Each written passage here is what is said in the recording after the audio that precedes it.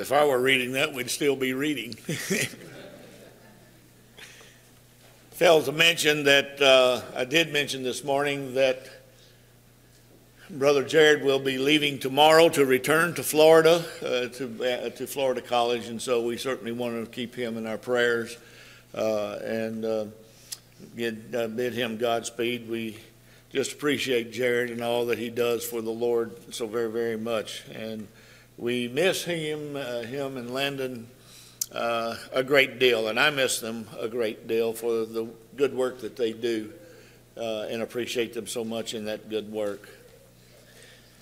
The most oft repeated command in all the Bible is do not fear. It appears in the scriptures 365 times. I find that interesting. It's one time for each day of the year, if you want to look at it that way.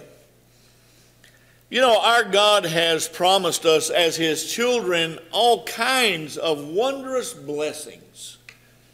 All kinds of things for which we give him thanks. All kinds of things that sometimes we just take for granted and even forget to thank him for.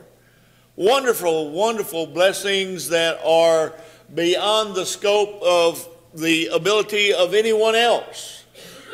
Blessings for them to be able to give to us. And yet, it's interesting to me that nowhere in the scriptures is there any indication whatsoever that God is obligated to do that. There is nowhere in the scriptures that I'm aware of other than God's promises to bless us.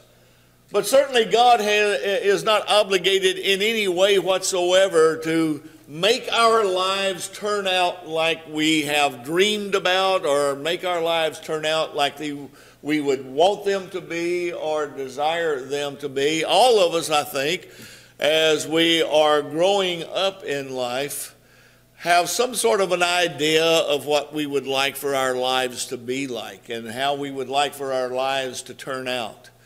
And a lot of times it just doesn't work out that way.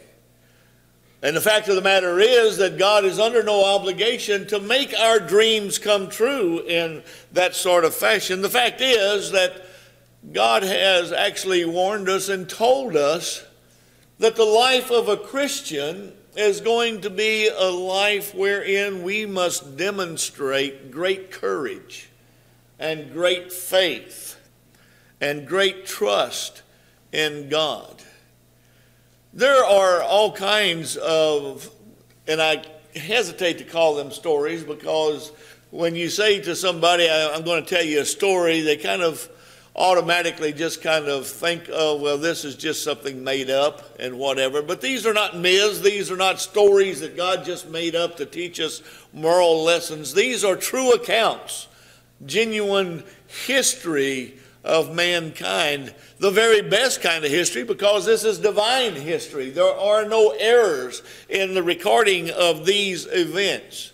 Things took place exactly as we find them recorded in the Bible, because this book is inspired by God. And so there are no erroneous information. There is no erroneous information given to us. What details that God does share with us, we can have a surety that that's exactly the way things went.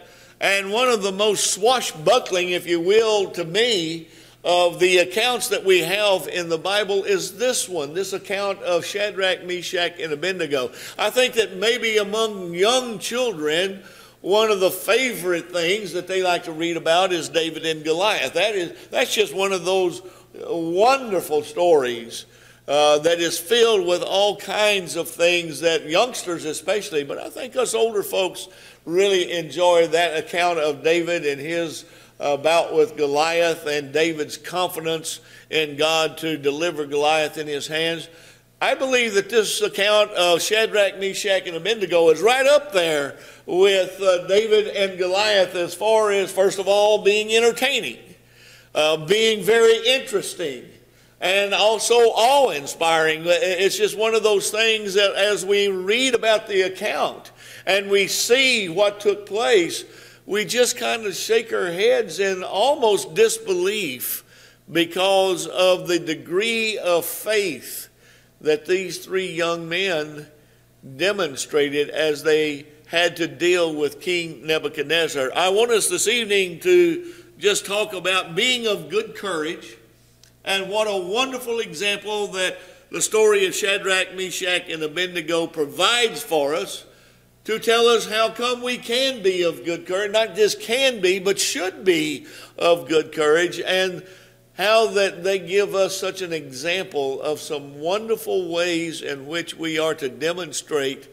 our love for God, first of all, and also our confidence and trust and faith in God and all the promises that He has made to us. Now, let's just go back and look at a little bit of history here that has to do with the southern kingdom, because the Shadrach, Meshach, and Abednego were members of the southern kingdom that have been taken into Babylonian captivity. But let's back up a little bit. Dale presented and talked about it a little bit in the Bible class this morning, how that God had delivered the children of Israel out of Egyptian bondage. He had brought them with all their complaining and all their murmuring and all that kind of stuff. He had brought them through the desert. He brought them to Mount Sinai. He gave them His law at Mount Sinai. He gave them instructions for the building of the tabernacle, where He would come down and manifest His presence with them there at the tabernacle. How that they through the leadership of Joshua, went into the promised land and conquered the promised land. And Dale pointed out this morning that perhaps the height of Israel's relationship with God, at least up to that time, was during the days of Joshua. They went in and they conquered the land to a large extent. They didn't completely drive out all the heathen nations, but to a large extent, they did what God told them to. And under the leadership of Joshua, they enjoyed perhaps their very best relationship with God. Now, unfortunately, the scriptures tell us about how that Joshua died. The elders of the people that served with Joshua, they died. And there arose a generation that did not know Jehovah. There arose a generation after Joshua and the elders that had counseled him had died. There arose a generation that did not know Jehovah. They did not know the works that He had done, the scriptures tell us. And we, of course, recognize as we read the account there in the book of Judges, how that God's people would fall away from God. We talked about it this morning, that during the days of the judges, every man did that which was right in his own eyes, and that didn't work out. It didn't work out at all. It didn't work out to anybody's benefit. They would serve God for a little while. Then they would decide they were going to do things their way. And then they would cry out to God because of the affliction by some heathen country or a heathen nation of people.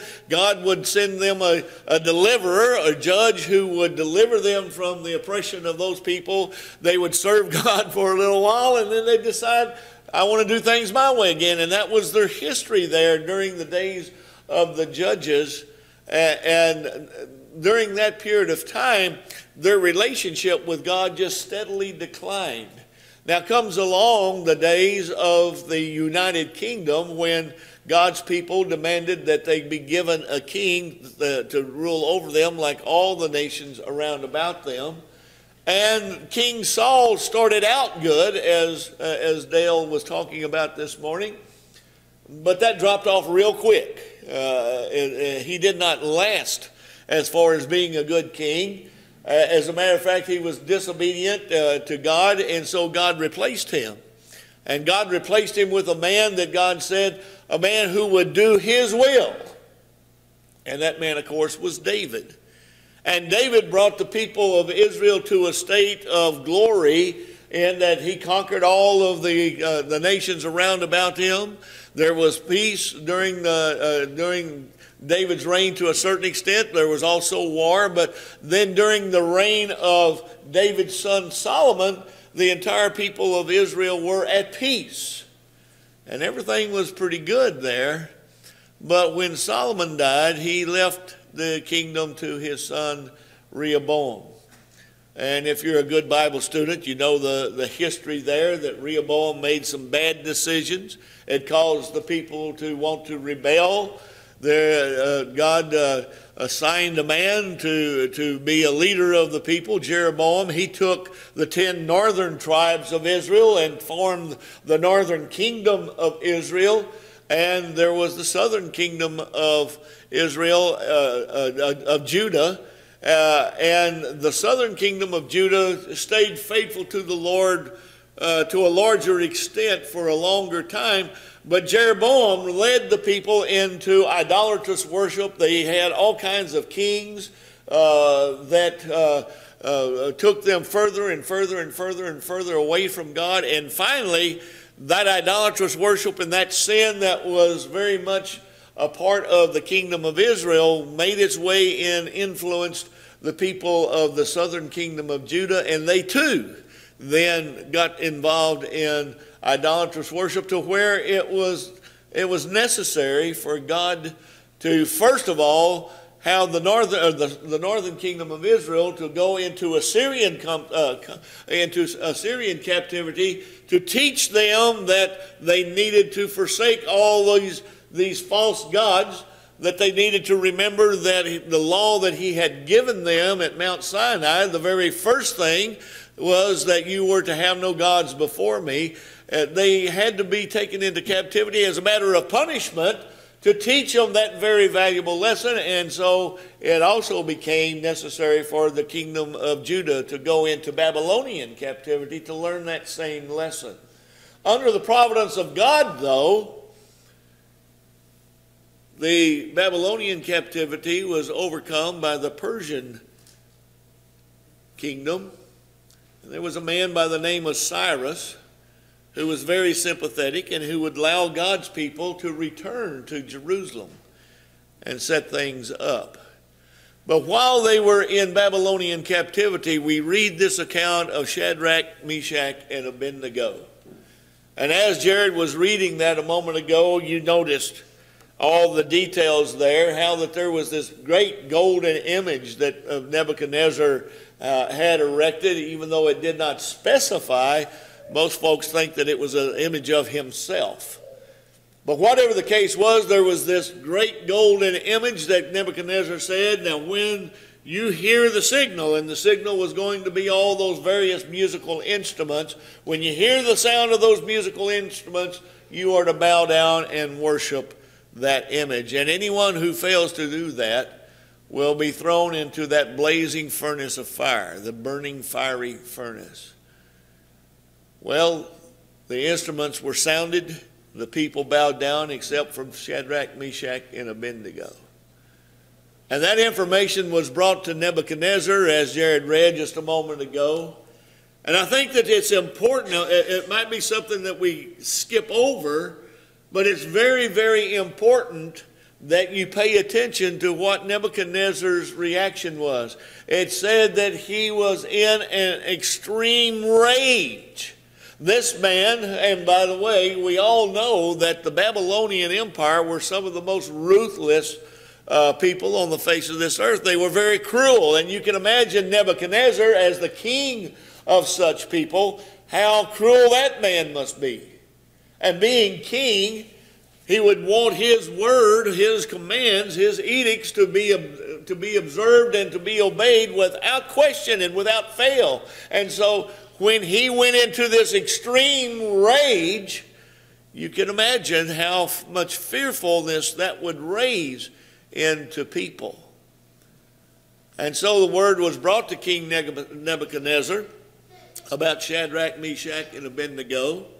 And we read there in Daniel chapter 1, verses 2, that in the 3rd year of the reign of Jehoiakim, king of Judah, Nebuchadnezzar, king of Babylon, came to Jerusalem and besieged it. The Lord gave Jehoiakim, king of Judah, into his hand, along with some of the vessels of the house of God. And he brought them into the land of Shinar, to the house of his God, and brought the vessels into the treasury of God. God actually was allowing this to take place.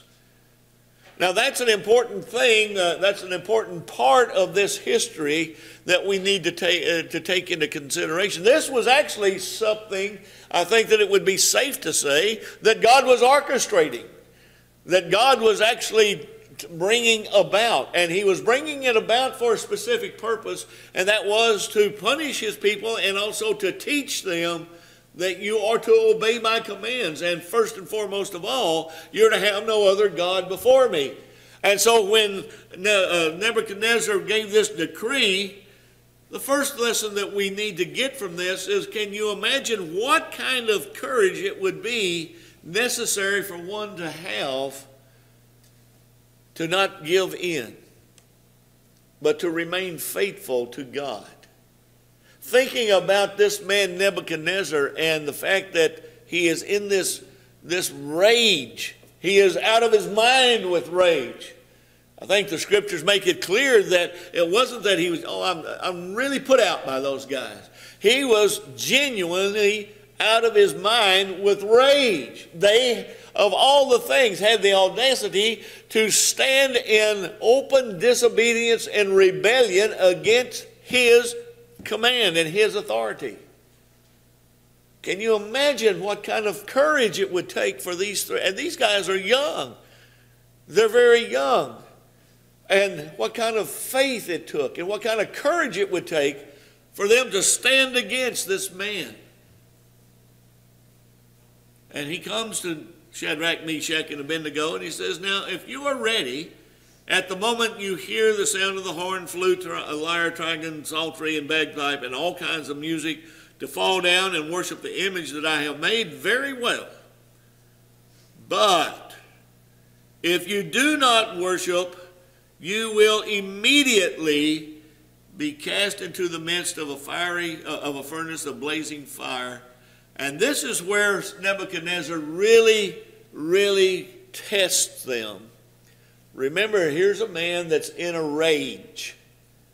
So you can imagine how that he would say this.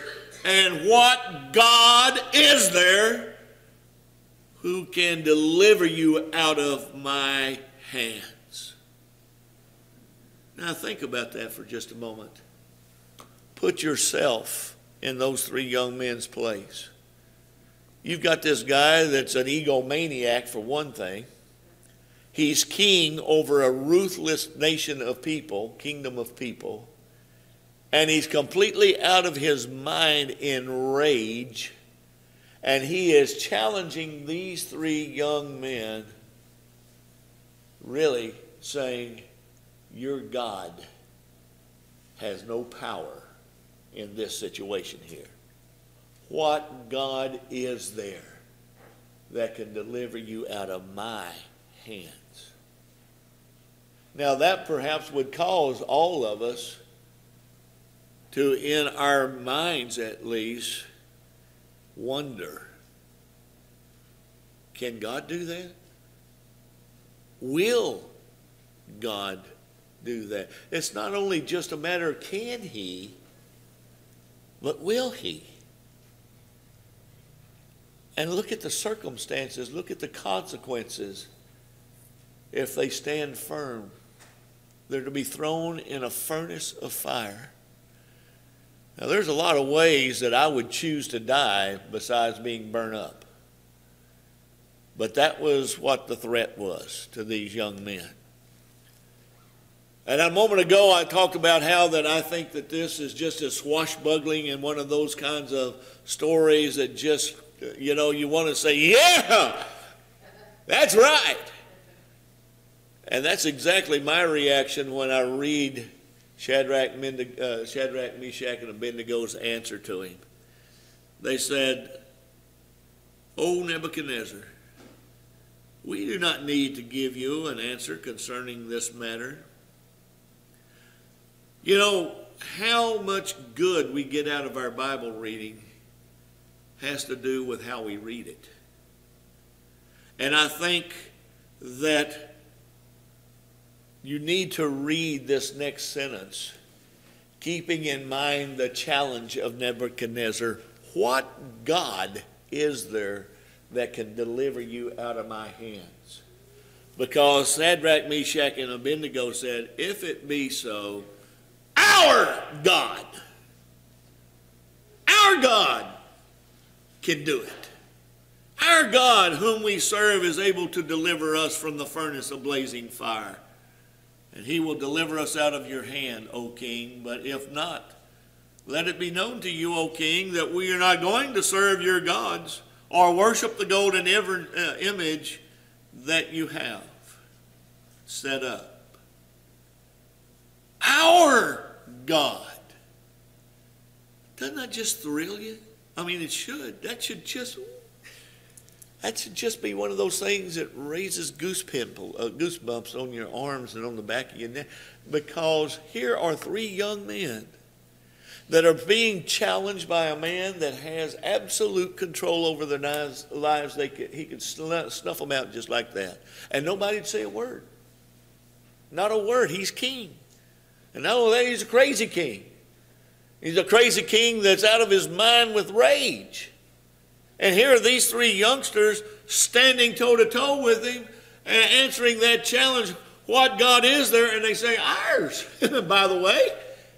Our God can do that.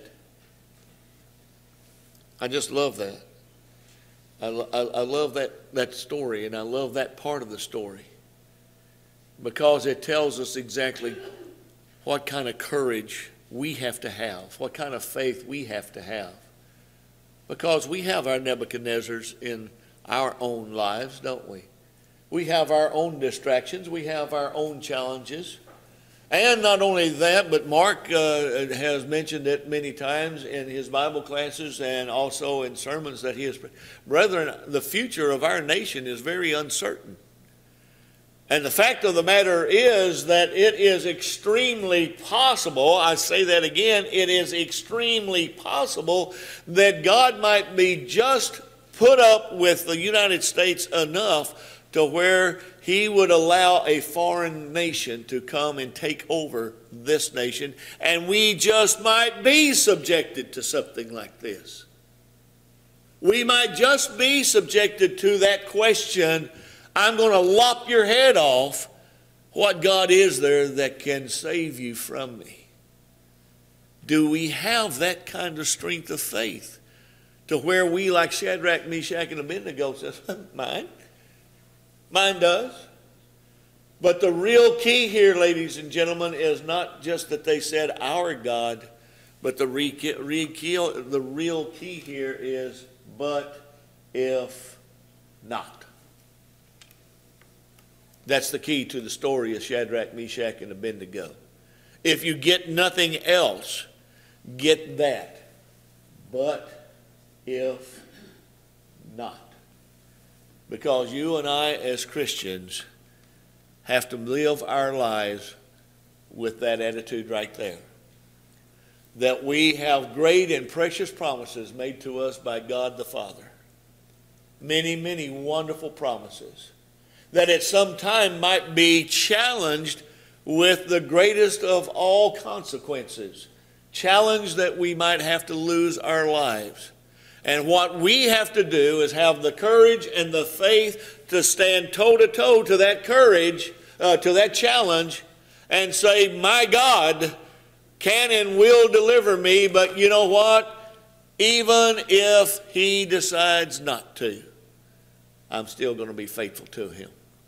The second thing that we need to remember here is that we must trust God and be faithful to him even if it makes us a target. Even if God does allow some other foreign nation to come and take over the United States, and we're subjected to great persecution, and that we have to perhaps hide in places just so that we can meet together, maybe in very small groups, to worship God. It might come, ladies and gentlemen, yes, it is indeed possible that we might be persecuted just for owning this book right here. It might be possible that our lives will be at stake just because we want to read this book. And our lives are certainly going to be at stake just because we are following this book. It can happen. It very possibly can happen. And we need to understand that if God does not take pleasure in this nation, that we as Christians will be targeted, especially if God uses some radical Muslim nation who believes that everybody who is not a Muslim is an infidel and they do not care about converting us. They are taught the infidel is to be destroyed. And so it is true that we might stand before someone who will challenge our faith and say, you either deny Jesus Christ as the Son of God, or I will kill you right now where you stand.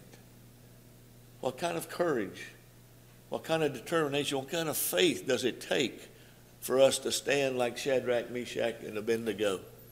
We're told,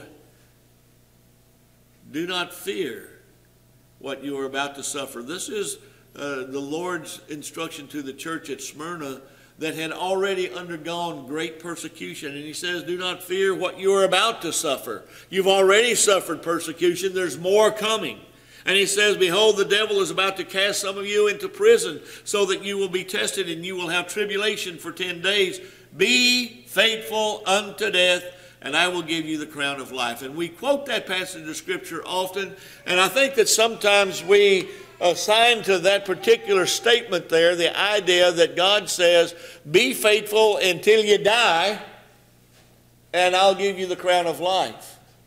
Or be faithful until the Lord returns, and I'll give you the crown of life. Look at the context. Tom has taught us how important it is to look at the context. The context is persecution.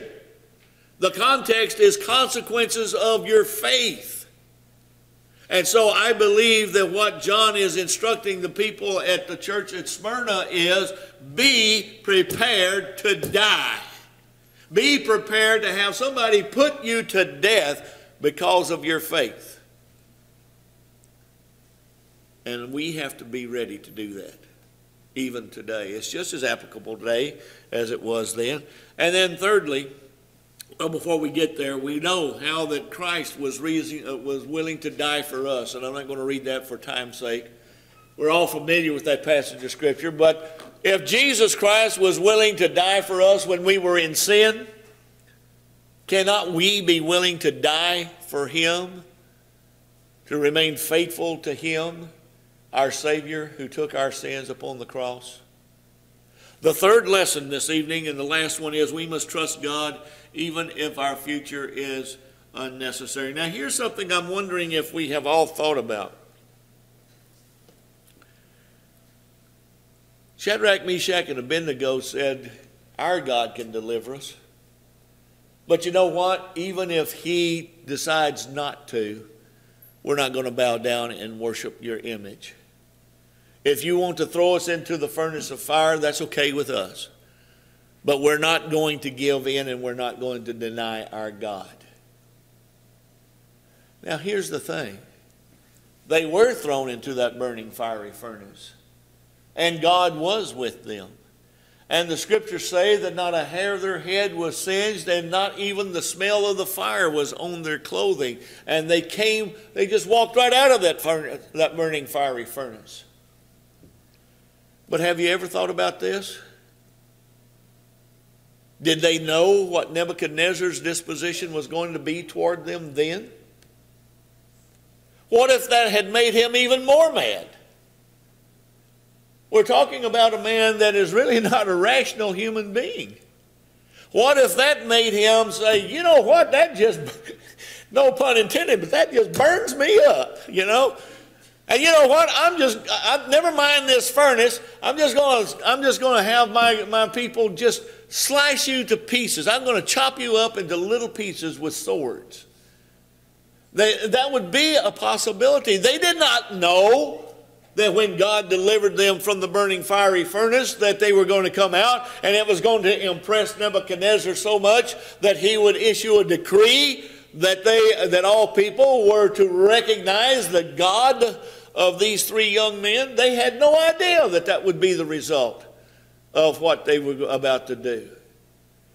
And you and I absolutely do not have one iota of an idea necessarily of what tomorrow will bring. We don't.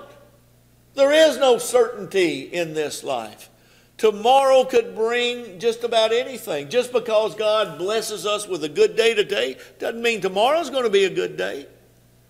Just because God blesses me with the strength to stand firm and to be set in my faith and my confidence and my trust in God today doesn't mean that I'm going to have that same disposition and that same strength of faith tomorrow. It might be that Satan will throw something at me that I have never had to face before. And all of a sudden that confidence that I had in God yesterday is nowhere to be found. We don't know about the uncertainty of this life.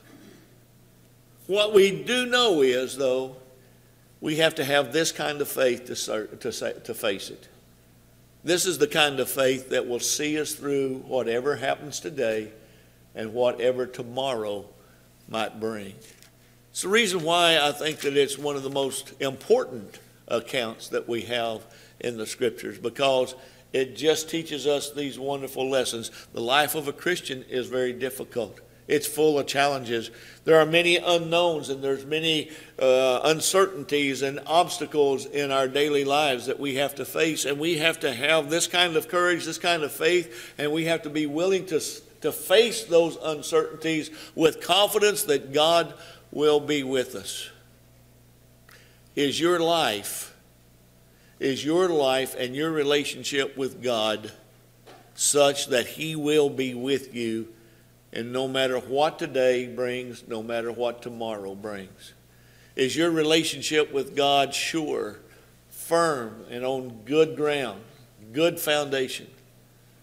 Or have you allowed the world and Satan to deceive you and to get you to compromise your relationship with God and to bring fear and uncertainty there? Can we encourage you? Can we help you in your relationship with God? And if so, would you not let us know while together we stand and sing this song?